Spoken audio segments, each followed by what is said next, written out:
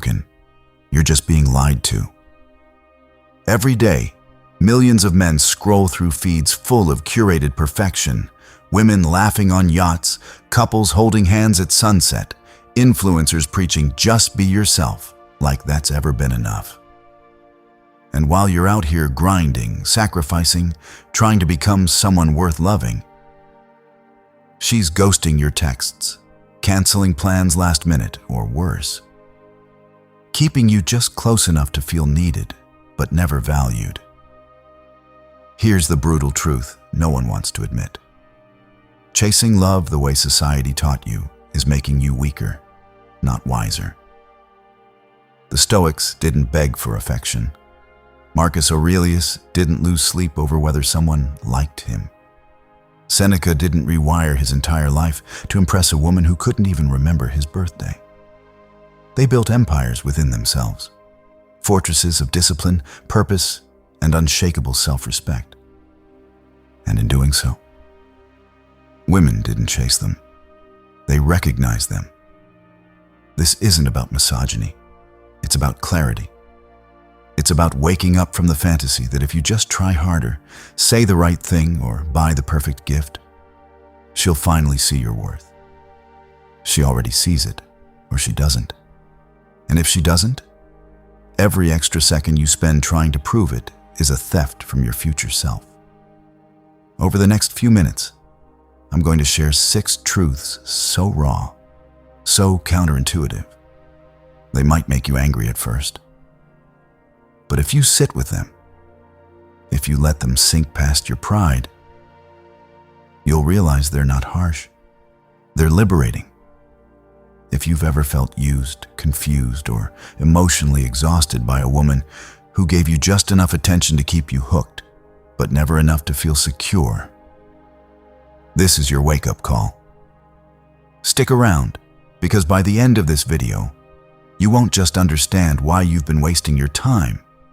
You'll know exactly how to stop. If you are ready to stop wasting your depth on people who only see you as an option, hit that subscribe button right now. Do not just watch this video passively. Claim your spot in this community of men rebuilding their real inner power. Now, let's begin. 1. Chasing her doesn't win her, it erases you. Let's start with the lie you've been sold since high school. If you just show her how much you care, she'll eventually choose you. Wrong. In fact, the opposite is true. The more you chase, the less she sees you as someone worth choosing. And it's not because she's cruel. It's because human nature responds to scarcity, not desperation. Think about it. When someone is always available, always texting first, always rearranging their life to accommodate you, do you feel drawn to them, or do you start taking them for granted? The Stoics understood this instinctively. Epictetus once said, "No man is free who is not master of himself." And what is chasing, if not the surrender of your autonomy? Every time you double text after radio silence, every time you cancel plans with friends to be available for her vague, "maybe we can hang out," every time you shrink your standards to keep her attention, you're not showing love. You're showing fear. Fear of being alone. Fear of rejection. Fear that you're not enough unless she confirms it. But here's what chasing actually communicates. My self-worth depends on your validation. And that's a death sentence in attraction. Women, like all humans, are unconsciously drawn to men who operate from internal certainty, not external approval. A man who walks with purpose, speaks with calm conviction, and lives by his own code doesn't need to chase. He becomes a gravitational force. Marcus Aurelius didn't spend his days wondering if the Senate liked him. He ruled an empire because he was too busy building one. That same energy applies today. When you redirect that frantic emotional energy inward, into your discipline, your craft, your physical health, your mission, you stop becoming someone who needs love and become someone who offers it from abundance. And that changes everything. Because now, you're not trying to convince her you're worthy. You're simply living in a way that makes your worth undeniable. So ask yourself, are you investing in her? Or in the fantasy of what she could be if she just saw your potential? If she hasn't chosen you by now, she's not going to.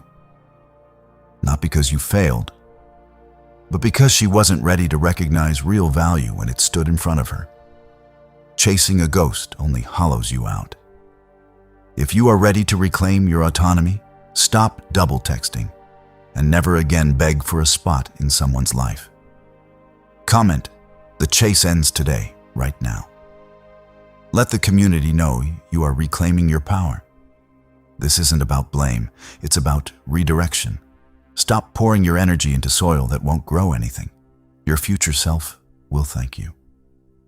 2. She doesn't respect your words. She respects your power. Let's cut through the noise. Women don't fall for your promises. They fall for your presence. You can tell her you're loyal, driven, emotionally mature, and destined for greatness until you're blue in the face.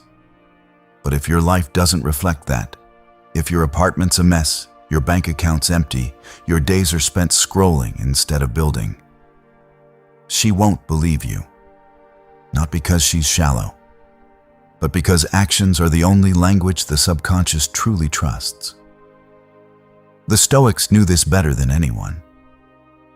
Seneca didn't write letters about discipline while lounging in bed all day. He lived austerity so intensely that even emperors sought his counsel. Why? Because integrity isn't declared, it's demonstrated. Here's the uncomfortable reality. A woman's respect is earned not through what you say, but through the undeniable evidence of who you've become. She watches how you handle stress, how you treat waitstaff, whether you follow through on small commitments, whether your energy lifts a room or drains it. These aren't tests. They're silent signals your character broadcasts 24/7. And if those signals scream inconsistency, passivity, or emotional neediness, no amount of poetic declarations will override that impression. In fact, they'll backfire, because now you sound like someone trying to talk his way into value instead of living his way into it. True power isn't loud. It doesn't flex. It doesn't argue. True power is quiet confidence rooted in competence. It's the man who wakes at 5 a.m. not to post about it, but because his mission demands it. It's the man who walks away from drama not out of fear, but because he refuses to let chaos derail his focus. It's the man who listens more than he speaks, not because he's insecure, but because he knows wisdom comes from observation, not performance. This is what women respond to, not because they're looking for a provider in the outdated sense, but because they're wired to seek stability, direction, and inner strength. And that doesn't come from words. It radiates from a life aligned with purpose. So stop explaining yourself. Stop justifying your intentions. Stop trying to convince her you're different. Instead, build a life so compelling, so grounded, so undeniably yours that she doesn't need to be told. You simply become impossible to ignore. Ask yourself, if she judged you solely by your actions over the last 30 days, with zero access to your words, what would she conclude about your character, ambition, and self-respect? If the answer makes you uncomfortable, that's not shame, that's clarity.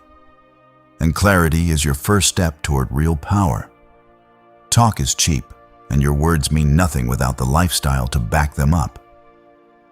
Stop explaining your worth and start living it. If you are ready to let your actions do the talking from this moment on, comment "action over words" below. Let's see who is actually building a life of power. 3. If she's not investing in you, she's extracting from you.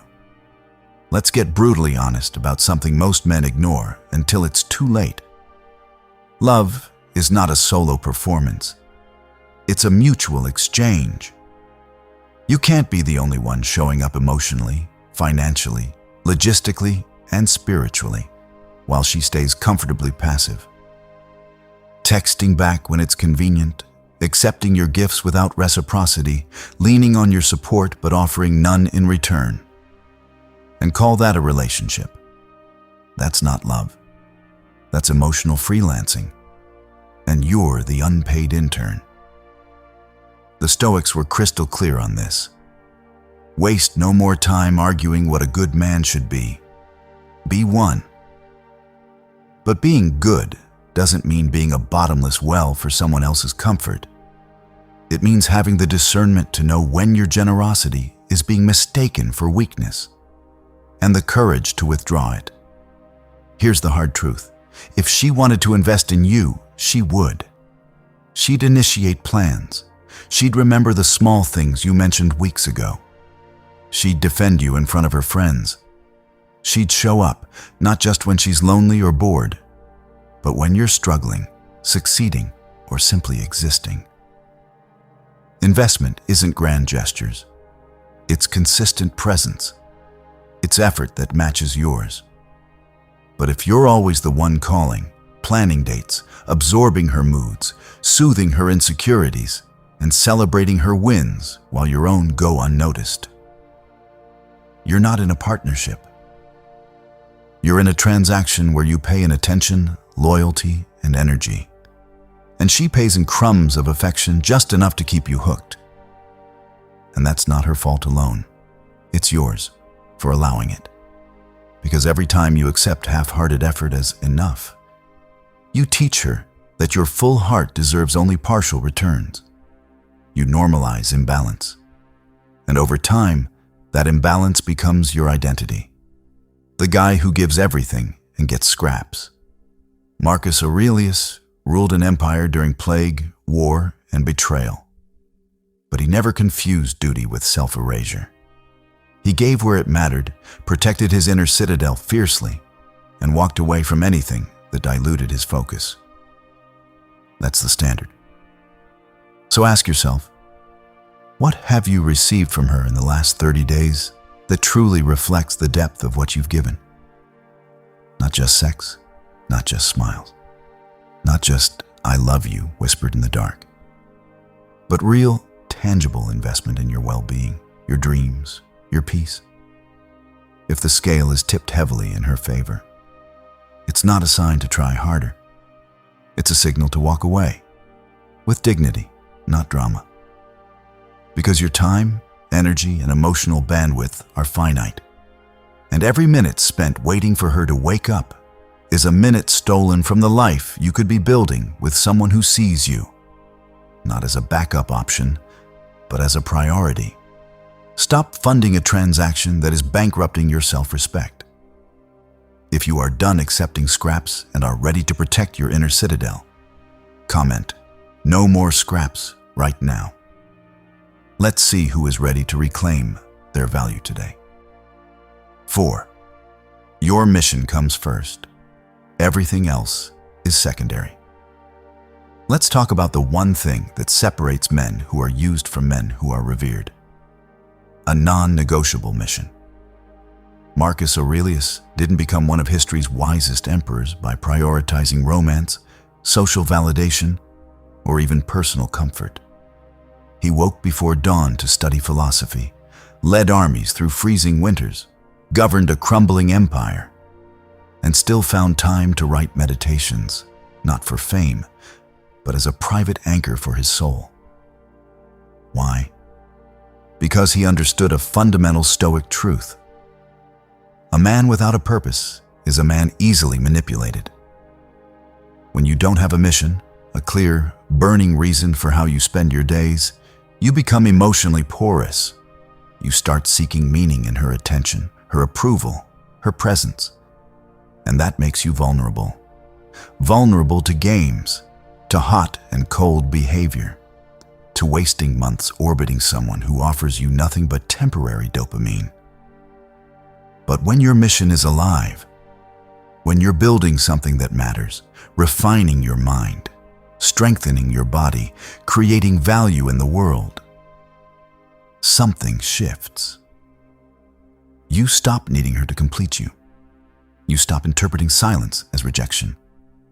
You stop rearranging your life around her moods, because your life already has structure, direction, and weight. Women sense this instantly. Not because they want a driven man like it's some checklist item, but because a man with a mission radiates a rare kind of energy, calm intensity. He's not frantic, he's not needy, he's focused. And that focus is magnetic. This isn't about becoming a workaholic or rejecting love. It's about refusing to let love become your only source of identity. The Stoics didn't reject relationships. They just refused to let them derail their virtue. Seneca had deep friendships. Epictetus taught students with compassion. But none of them allowed another person to become the center of their moral universe. Your mission isn't just your career. It's your commitment to becoming the highest version of yourself. Physically, mentally, spiritually. It's the gym session you take even when she cancels plans. It's the book you read after she falls asleep. It's the boundary you set when she tries to pull you into drama that serves neither of you. And here's the paradox. The more you prioritize your mission, the more attractive you become. Not just to women, but to life itself. Opportunities appear. Respect grows. Confidence deepens. And if a woman truly belongs in your story, she won't ask you to shrink your purpose. She'll stand beside it. So ask yourself, if she disappeared tomorrow, would your life collapse? Or would it continue with even greater clarity? If the answer scares you, it's time to rebuild. Not around her, but around your own unwavering why. If your entire identity collapses the moment she walks away, you don't have a relationship. You have an addiction. Stop making a person your purpose. If you are locking in your focus and putting your mission first from this day forward, comment "Mission First" right now. Let the community know you've found your compass. 5. Not every woman deserves your time. Attention is power. Let's confront a truth so simple, yet so devastatingly overlooked. Your attention is not free. It's your most finite, non-renewable resource. Every minute you spend analyzing her texts, replaying conversations in your head, waiting by your phone, or hoping she'll finally get it. That's a minute stolen from your future, from your growth, from the man you're meant to become. The Stoics treated attention like sacred currency. Marcus Aurelius wrote in Meditations, "You could leave life right now. Let that determine what you do and say and think." In other words, if death is certain, why waste a single breath on someone who treats your presence as optional? Here's the brutal reality. Just because a woman is beautiful, charming, or momentarily kind doesn't mean she deserves access to your inner world. Charisma is not character. Chemistry is not compatibility. And loneliness is not a valid reason to lower your standards. Too many men operate under the illusion that if they can just win the right woman, everything else will fall into place. But the Stoics flipped that script. First, master yourself. Then, let connection find you. Because when you're grounded in discipline, clarity, and purpose, you stop seeing women as prizes to be won and start seeing them as potential partners in a shared journey of virtue. And that changes who you allow near you. You stop tolerating emotional unavailability disguised as being busy. You stop accepting mixed signals as playing hard to get. You stop romanticizing toxicity as passion. Instead, you ask one question, and only one. Does this person elevate my life or drain it? If she adds chaos, confusion, or constant emotional labor with no return, you walk. not out of anger, but out of self-respect. Not because you're bitter, but because you're clear. Remember, attention is power. When you give it freely to anyone who flashes a smile or sends a flirty text, you dilute your energy. But when you guard it fiercely, reserving it only for those who demonstrate consistency, integrity, and genuine care, you reclaim your sovereignty. Seneca warned, "No man ever was great while thinking of himself as small." And nothing makes you feel smaller than pouring your soul into someone who treats your devotion like background noise. So audit your attention today. Who are you giving your mental real estate to? Who gets your best energy while giving you their leftovers? If the answer doesn't align with the man you're trying to become, it's time to revoke access. Not cruelly, not dramatically, just decisively. Because the right woman won't demand your attention, she'll earn it. Daily, quietly, consistently. Stop letting people live rent-free in a mind meant for building an empire. Guard your energy fiercely. If you are auditing your attention and revoking access to anyone who treats you like an option, comment, "Attention guarded," right now. Let the world know your time is no longer free. 6. The right woman won't make you question your worth. Let's end with the truth that cuts through all the noise, games, and emotional ambiguity. If you constantly have to wonder whether she values you, you already know the answer. The Stoics didn't live in doubt. They lived in clarity. And clarity isn't built on hope, wishful thinking, or maybe someday. It's built on evidence, on actions, on consistency. Here's what most men miss. The right woman doesn't just say she sees your worth. She proves it in how she treats your time, your energy, and your peace. She doesn't leave you guessing. She doesn't disappear for days and then act like nothing happened. She doesn't flirt with your insecurities to keep you off balance. No, she meets you with steadiness, with honesty, with a quiet certainty that says, "I choose you, not because you're perfect, but because you're real." And that changes everything. Because when you're with someone who truly sees you, you don't waste mental energy analyzing her moods or decoding her silence. You feel settled, not because she's flawless, but because her intentions are clear, her respect is consistent, and her presence adds to your life instead of draining it. Marcus Aurelius wrote, "Waste no more time arguing what a good man should be. Be one." But he also understood that even the strongest man can be worn down by constant emotional uncertainty. That's why he surrounded himself with people of virtue and distanced himself from those who brought chaos disguised as connection. You deserve that same clarity. If you find yourself repeatedly asking, "Does she really care?" or "Am I enough for her?" stop. Those questions aren't signs you need to try harder. They're red flags that you're investing in someone who hasn't earned your trust. The right woman won't make you shrink. She'll challenge you to grow, but from a place of support, not sabotage. She won't weaponize your vulnerability. She'll honor it. And most importantly, she won't require you to abandon your standards, your mission, or your self-respect just to keep her around. So ask yourself this: when you're with her, do you feel more like yourself or less? Do you walk away energized or exhausted? Seen or scrutinized? If the answer leans toward doubt, distance, or depletion, it's not a failure on your part. It's a mismatch. And mismatches aren't tragedies. They're course corrections.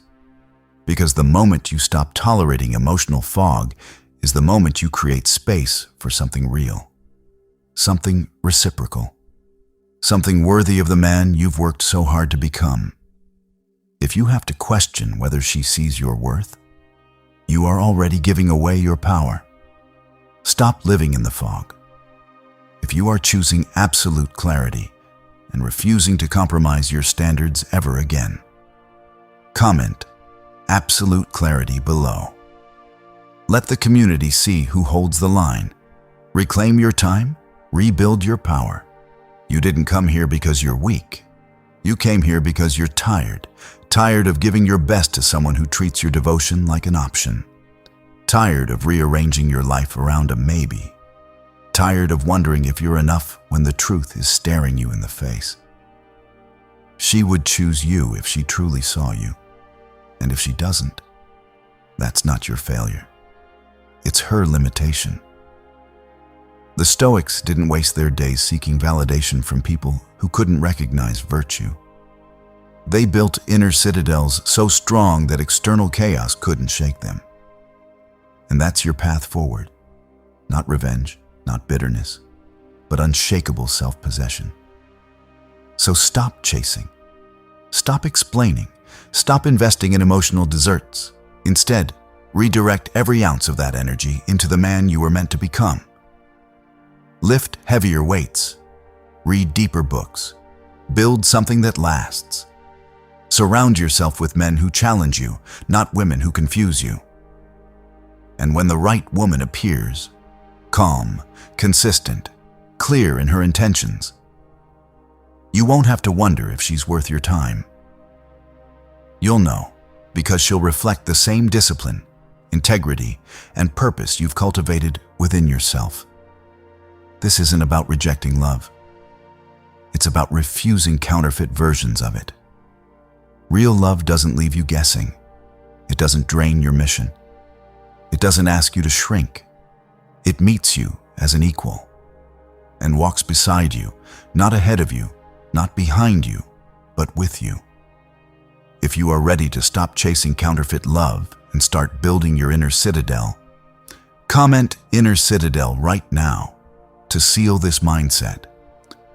And if you refuse to ever play small again, hit that subscribe button and share this with one brother who needs to hear it. Join the ranks of men who approve themselves. Your time is your life. Spend it wisely, because the world doesn't need more men chasing approval. It needs men who've already approved themselves.